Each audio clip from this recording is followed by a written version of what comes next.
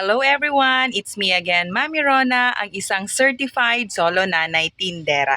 Ngayon po ay Sunday at ngayon ay merong trick or treat dito sa aming village. So ngayon ako ay gumagawa ng costume ng anak ko. Ayan po, no? So ito po ay bali para takip siya ng basurahan at syempre habang po tayo gumagawa ng tinatapos ko na lang tong costume ng anak ko, ayan naman po, ako po ay uh, nagbabantay din ng tindahan. So ayan po, walking distance lang naman din yung aking tindahan. So nagagawa ko itong paggagawa ng costume ng anak ko. So talagang doble effort si Mami Rona para kahit papano merong costume ang aking bunsong anak.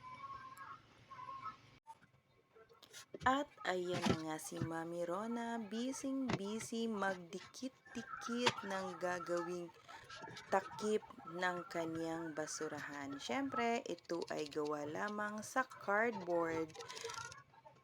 At siyempre, para hindi na nga siya magpintura dahil ang cardboard ay kulay itim na at yun nga pong basurahan, ang takip ay kulay itim. Kaya tutugma na lang nga ito para syempre talagang makatipid na ng oras dahil ilang oras na lang ay mag-uumpisa na nga po ang event, ang Halloween party sa aming subdivision. Kaya ayan nga si Mami Rona, ayaw pa awat sa pagdikit gamit ang glue gun at syempre glue stick para siguraduhin na talagang matibay ang pagkakagawa nito. At syempre, ayan Ayan, nga naman si si Winter. Winter.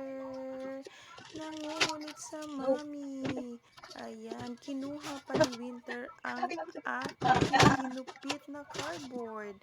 At syempre, para hindi na nga po siya makulit, ay binigyan na lang nga siya ni Mami Rona ng kanyang isang Wala po. cardboard na kanyang paglalaroan.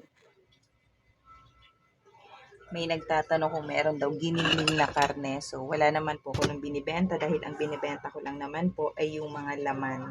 So, kahit pa paano nakakapagtanong sila dito kasi nandito lang ako, nakikita ng mga customer ko.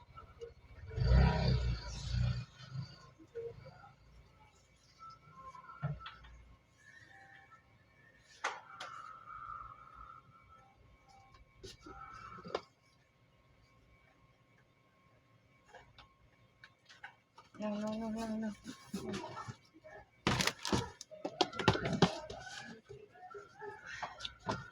No more.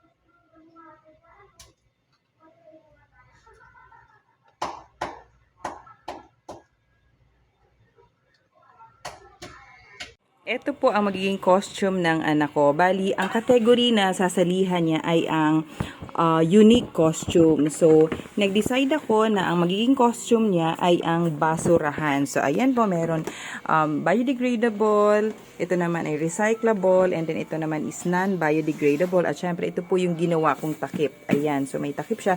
Dito, susuot yung anak ko. Dito yung kamay. So, ayan po.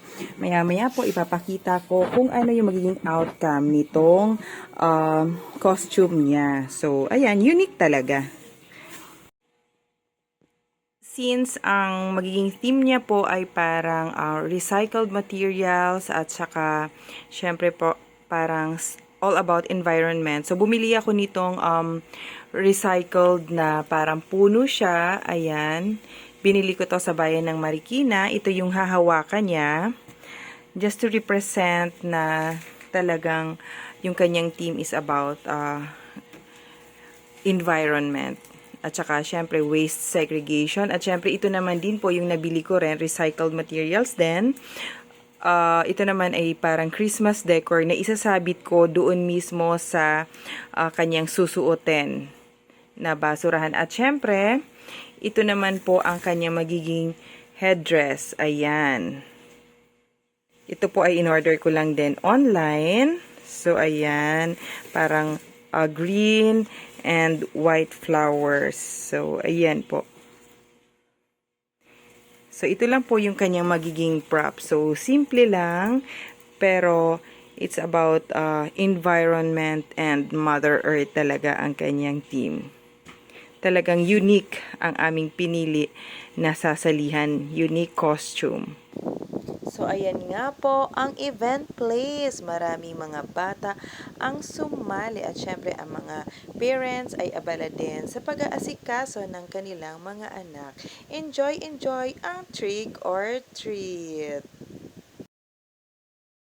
At syempre, nag-start na nga po ang Parade of Costume. Kaya nga po, ayan, kasali na si Thea. Under po yan category ng Unique Costume. At yan nga po, isa-isa na silang ipinakikilala ng MC sa mga judges. Ayan po si Ate Thea.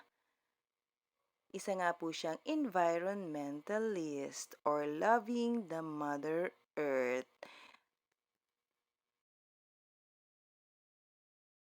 Elimination na. So, ayan nga po. Pasok pa rin siya sa top 10 under category ng unique costume. Ayan po ang top 10 ng mga bata na nakapasok sa elimination round. Kasama pa rin si Ate Thea. Mukhang nahihirapan ang mga judges. So, ayan po, pumipili nga po sila. At syempre, ayan nga po, nakapili na ng tatlong nanalo. Ang second runner-up, first runner-up, at saka syempre, ang grand winner na si Ate Thea. Ayan po, alam kong super happy ang aking baby dahil siya nga po ang nagwagi grand winner under the category of unique costume. Ayan po. Thank you sa judges. Na-appreciate nila ang costume ng aking anak. Winner ang aking baby girl. Yay!